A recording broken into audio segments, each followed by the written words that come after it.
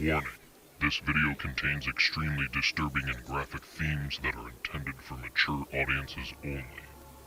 Listener's discretion is advised.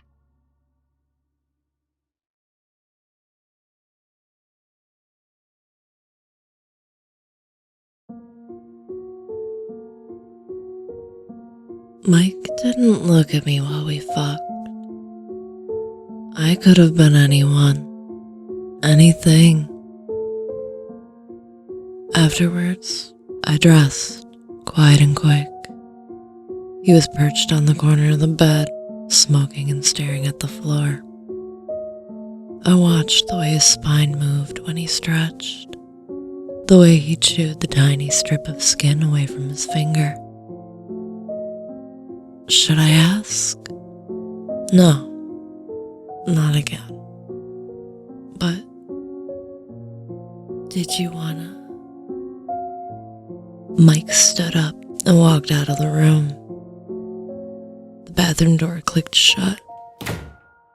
The hiss of the shower.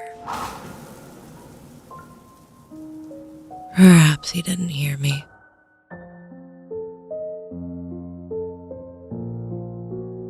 Mike came home late. At the door, I greeted him with a smile. He became annoyed because I couldn't conceal my sadness. You're upset. He said, walking past me into the house. You said 6.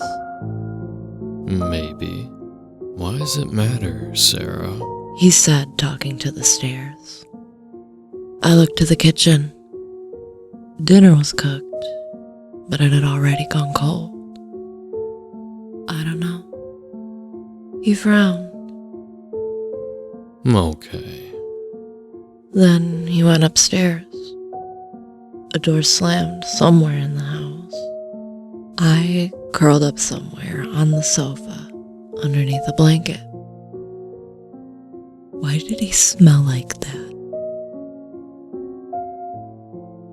Pancakes. He pushed a stack in front of me. Then he turned his back to the stove. You didn't come to bed. I didn't answer. Just watched the little motes of dust sparkle in the red morning light. I'm sorry. He said, pouring a cup of coffee. It's okay. He nodded, knowing it wasn't. When will you be back tonight? He shrugged, pushed a wedge of food into his mouth and chewed. Shall I cook? No, I'll eat out. Okay. A glance at his watch, a final gulp of his drink. Then he left. I cleaned away our dishes. My meal uneaten.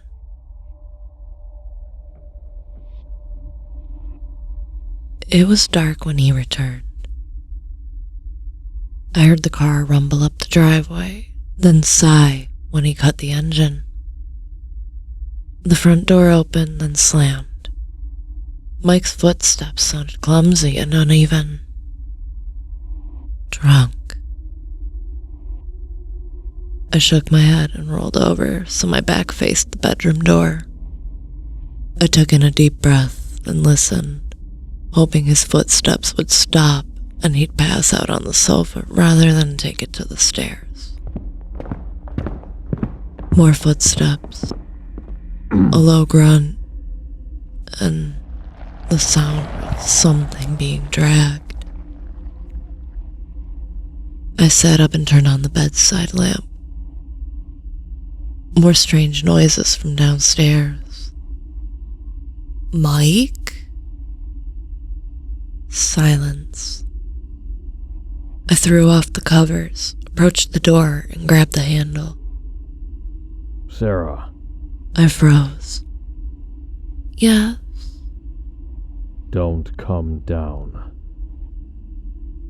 I let go of the door handle, slowly backed away. It must be happening again. Okay, I said, though I doubt he heard. I crept back into bed, put my earbuds in, and closed my eyes so tight it hurt. Please, be quick this time.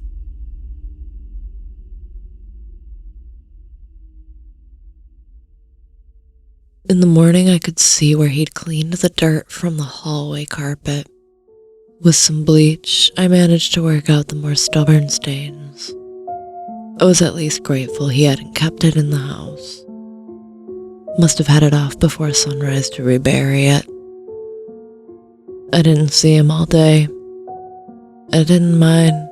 I had things to do. Medication to pick up. The doctor was reluctant to prescribe more antibiotics. He stared at me for a long time before finally signing the paper. We rarely see this kind of infection. Okay. I could tell he wanted to ask me a question, but decided to ask something safer. Are you practicing safe sex? I scoffed, then felt a sickly pinch in my gut. I'm married. Yes. He nodded absently. A shadow swept across his face. Then he pressed out a smile and handed me the slip. This will help with the discomfort and keep the bacteria at bay, though we really need to figure out why this keeps coming back. I blew out a shaking breath and nodded. I left quickly, then cried in the car. The receptionist knocked on the window, grimacing at the sight of my grief. In my haste, I'd left my handbag. She apologized. For what, I don't know. I drove around for an hour before finally heading home. Thankfully, he wasn't there when I returned. At dinner, Mike asked me a haunted question. He hadn't long returned, and from the dirt smeared across his face, I knew where he'd been. I want you to meet her. He said, eventually breaking our silence. I dropped my fork. A breath caught in my throat. What? She's outside. In the car. He reached a hand out to mine. I withdrew. Why is this happening again? I thought you burned it. It. There was an edge to his voice. His hand curled into a fist, his jaw clenched tight. I looked down at my plate. What do you want me to do? I'd like you to allow me to bring her inside. I let out an incredulous laugh. Inside? Didn't you do that last night? Why now are you concerned with my feelings on the matter? I stood up and turned to leave. Sarah? I froze, then turned to meet his stare. I'm asking if you could join us. Join? This was madness, was it not? He was sick and growing sicker. How could I continue to allow this, to entertain this? Please? He said, with those same soft eyes from years forgotten. I want to share this with you. Because I love you. If I said yes, would he really love me again? I doubted it. Love, just another hole to throw my soul in. I certainly picked them. Why?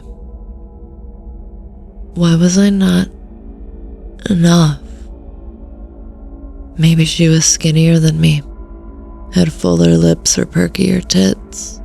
I shuddered at the prospect of cold and gray skin between us, limbs loosely flopping at strange angles while Mike grunted and whispered in our ears. I wondered what he'd expect me to do, simply watch or participate, So, he said, lifting my face gently to look at him. can I bring her inside? My heart ached, knowing there was only one answer. Sure. A smile split his face. Boyish excitement and giddy movements. He rubbed those filthy hands together. Great. Set a seat at the table. I'll get her out of the trunk.